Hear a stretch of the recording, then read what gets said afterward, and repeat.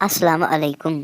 تو ہم نے پچھلے لیکچر میں پڑھا تھا علم الکلام کے جو سکولز ہے، اس میں ہم نے 2 سکولز کے بارے میں پڑھا۔ تو اب اس ٹاپک میں اس لیکچر میں ہم دوسرے 2 سکولز جو ہے ان کے بارے میں ڈسکس کریں گے۔ تو جو دوسرے سکولز ہے اس میں سب سے پہلے کون سا سکول ہے؟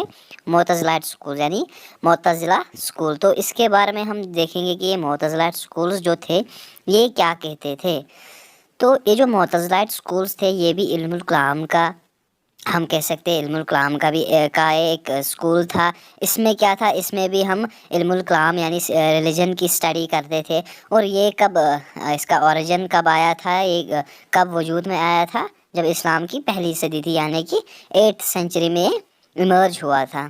تو سمپلی ہم علم الکلام کسے کہتے ہیں؟ جس میں ہم اسلامک اسٹڈی کریں، ریلیجنس کے ریلیٹڈ اسٹڈی کریں، ریلیجنس کے ریلیٹڈ جانیں۔ تو یہ معتزلہ سکول جو تھا اس کو ہم کہہ سکتے ہیں کہ یہ جو یہ جو ریشنل ڈسکورس دیتا تھا عقل کے بنا پر، ہم اسے جان سکتے ہیں کہ معتزلہ سکول جو ہے یہ عقل پہ زیادہ زور دیتے تھے اسلامک تھیولوجی کو سمجھنے کے لیے۔ تو یہ معتزلہ سکول جو تھے علم الکلام کا ایک پارٹ تھا، علم الکلام کا ہی اس میں علم الکلام ہی ڈسکس کیا جاتا تھا۔ لیکن اس میں زیادہ تر زور کس پہ دیا جاتا تھا؟ انسان کی سوچنے کی صلاحیت پر، کہ انسان اپنی ریزن کے بنا پر، وہ اپنی ریزن کے بل پر سمجھ سکتا ہے کیا؟ دنیا کو، چیزوں کو، ریلیجن کو، نیچر کو، خدا کو جان سکتا ہے۔ تو ہر کسی چیز میں انہوں نے کیا؟ عقل کا زیادہ استعمال کرنے پر زور دیا تھا۔ اور یہ جو معتزلہ سکولز تھے انہوں نے زیادہ تر بھروسہ ان کا بلیف تھا وہ زیادہ تر کس پر تھا؟ وہ ریزن تھا۔ یہ کہتے تھے کہ ریزن ہمیں زیادہ امپورٹنٹ کمپوننٹ پرووائڈ کرتا ہے، ہمیں زیادہ سوچنے کی صلاحیت سے ہم کیا کر سکتے ہیں؟ ہم چیزوں کو سمجھ سکتے ہیں، ہم خدا کو سمجھ سکتے ہیں، اور اس کے ایٹریبیوٹس جو انہوں نے دنیا میں بنائے ہیں، جتنے عجوبے، آسمان، زمین، آب و ہوا، جو کچھ بھی بنایا ہے ہیومن بینگز، وہ سب ہم کس سے سمجھ سکتے ہیں؟ ہم ریزن کے وجہ سے سمجھ سکتے ہیں۔ تو یہ جو معتزلہ سکولز تھے انہوں نے زیادہ تر اٹینشن کس پر دیا؟ انہوں نے زیادہ تر زور کس پر دیا کہ جو ریزن ہے، عقل ہے، اس کی زیادہ ضرورت ہے۔ کس میں؟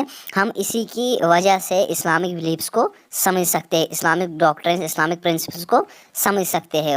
اور انہوں نے کیا کیا؟ انہوں نے کہا پھر کہ یہ جو پریڈیسٹینیشن ہے، یعنی کہ جو ہم کہہ سکتے ہیں کہ خدا کی طرف سے، گاڈ کی طرف سے سب کچھ فکس کیا گیا ہے، چاہے ہم کوئی سن کرے، اچھے کام کرے، برے کام کرے، وہ سب فکسڈ ہے۔ انہوں نے کیا کیا پھر؟ انہوں نے کہا کہ یہ ٹھیک نہیں ہے، یہ جو پریڈیسٹینیشن ہے یہ کمپلیٹ پرفیکٹ نہیں ہے۔ اور انہوں نے زیادہ تر زور کس پر دیا؟ اور کہ جو فری ول کی ہم بات کرتے ہیں اس پر بھی انہوں نے زور دیا۔ تو جو یہ معتزلہ سکول سے انہوں نے ہم کنکلوڈ میں کیا کہہ سکتے ہیں؟ انہوں نے زیادہ تر زور عقل پر دیا۔ اور یہ جو معتزلہ سکولز تھے اب ہم یہ نہیں دیکھ سکتے انہوں نے اب عقل کے بنا پر، انہوں نے ریزن کے بنا پر چیزوں کو سمجھنے کی ہمیں صلاحیت پرووائڈ کی۔ تو اس کی بھی اپوزیشن تھی، اس سکول کی بھی اپوزیشن تھی، اس کی بھی کنٹراورسی ہوئی، اس کو بھی کرٹیسائز کیا گیا، اس کے بھی کچھ کرٹیسزمز ہیں۔ اور زیادہ تر کرٹیسزمز جو اس وقت اس کو ملی، معتزلہ سکولز کو ملی، وہ کس سے ملی؟ وہ ٹریڈیشنلسٹ سے ملی۔ یعنی کہ یہ جو ٹریڈیشنلسٹس ہے وہ کون تھے؟ وہ اس وقت ہم کہہ سکتے ہیں کوئی انڈیویجول تھا، کوئی کمیونٹی تھی، جو کیا کہتے تھے کہ جن کا فیتھ ہوتا تھا بلیف پہ، بیسٹ کمیونٹی گائیڈ لائنس پہ، ٹریڈیشن پہ، ماڈرنائزیشن پہ۔ انہوں نے ان کو کیا کیا؟ کرٹیسزم کیا۔ لیکن اس کرٹیسزم کے باوجود بھی جو معتزلائٹس کی جو نالج تھی، معتزلائٹس کی جو ویو تھی، انہوں نے جو ویو دی تھی لاجک پر، ریزن پر، اس کا ایک بہت ہی بڑا امپیکٹ پڑا کس پر؟ اسٹڈی آف ریلیجن پر۔ جو اسلام کی اسٹڈی تھی علم الکلام پر، اس کا بہت بڑا اثر پڑا۔ اور اسی معتزلائٹس کی اس ویو نے، اس ریزن نے، عقل نے کیا کیا پھر؟ اس نے مدد دی کس چیز میں؟ اس نے مدد دی ایک اسٹرکچر پرووائڈ کرنے میں، بہت سارے ڈیبیٹس میں۔ جو بھی ڈیبیٹ ہوتا تھا علم الکلام کے ریلیٹ، اس میں اس کا استعمال بھی ہونے لگا پھر۔ اور جو کوئی بھی ڈسکشن آج کل ہوتی ہے اس میں بھی ہمیں معتزلائٹس کی، معتزلہ سکولز کی یہ ویو دیکھنے کو ملتی ہے، اس پر اکثر بات ہوتی ہے۔ اب جو ہمارے پاس دوسرا سکول ہے وہ ہے اشعریہ سکول، یعنی کہ جو اشعرائٹس تھے یہ کون تھے اور ان کی ویو کیا تھی؟ تو ہم دیکھیں گے اب ان کی ویو، جو اشعریہ ہے ان کی ویو کیا تھی۔ تو یہ اشعریہ جو ہے یہ بھی اسلامک تھیولوجی یعنی علم الکلام کا ایک سکول تھا۔ اور یہ جو اسکول تھا اس کا اوریجن بھی یہ بھی ایمرج ہوا تھا کب، لیکن جیسا ہم نے دیکھا موزلائٹ اسکول، جبریہ اسکول یا قادریہ اسکول وہ ارلی اسلامک پیریڈ میں ایمرج ہوئے، ان کا اوریجن ہمیں ارلی اسلامک پیریڈ سے ملتا ہے، لیکن یہ جو اشریہ اسکول سے اس کے بعد میں وجود میں آیا، یعنی کہ 10th سینچری میں۔ اور یہ اشریہ اسکول جو ہے اس کا فاؤنڈر کون تھا؟ ابو الحسن الاشعری، یعنی کہ اس کا فاؤنڈر، اس کی بنیاد اسی نے ڈالی تھی۔ اور یہ ابو حسن البشری کیا تھا؟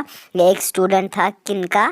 موزلائٹ اسکولس کا بھی، اور جو باقی جبریاز قدریاز یہ بھی تھیولوجیکل اسکولس ہیں ان کا بھی یہ اسٹوڈنٹ رہا ہے، یعنی کہ اس نے وہ علم بھی پڑھا ہے، اس نے اس کی اسٹڈی بھی کی ہے، موزلائٹ اسکولس کی بھی، جبریاز اسکولس کی بھی، اور قدریہ اسکولس، یعنی کہ اس کے پاس تینوں اسکولس کی ویو ہے۔